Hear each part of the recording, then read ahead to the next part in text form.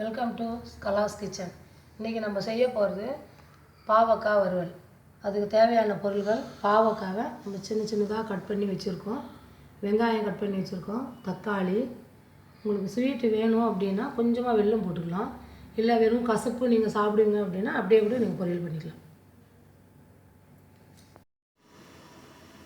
Fry pan வச்சுட்டு எண்ணெய் போடணும்.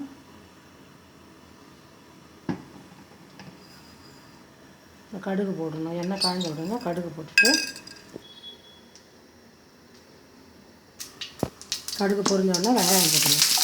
வெங்காயம் நல்லா வதங்கணும்.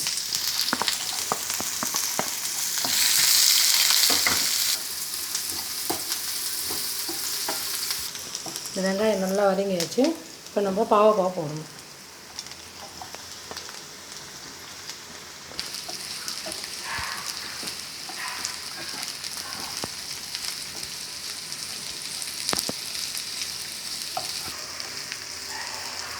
இது ஒரு 2 நிமிஷம் நல்லா வதங்கணும். நல்லா மூடி போட்டு நல்லா வதங்க விடணும். கொஞ்சம் வதங்கின உடனே தக்காளி போட்டுருவோம். ஏன்னா அந்த தண்ணியிலே அது வந்து கொஞ்சம் வெந்துடும்.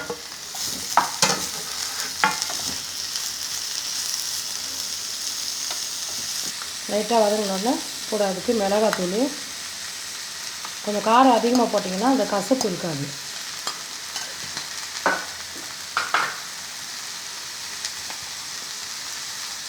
உப்பு, கொஞ்சமாக மஞ்சள் தூள் போட்டுட்டு லைட்டாக கொஞ்சமாக தண்ணி ஊற்றி மூடி வச்சிடலாம்.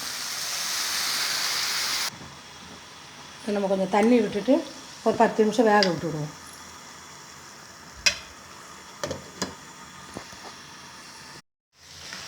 இந்த பாவக்காயில் வந்து கசப்பு உங்களுக்கு நல்லா பிடிக்கும் அப்படின்னாக்கா நீங்கள் வெல்லம் போட வேணாம். நான் வந்து கொஞ்சமாக போடுறேன் வெல்லம். இதில் இல்லை நான் கசப்பாகவே பிடிக்கும் அப்படின்னா நீங்கள் சுத்தமாக வெல்லம் போட வேண்டிய அவசியமே இல்லை.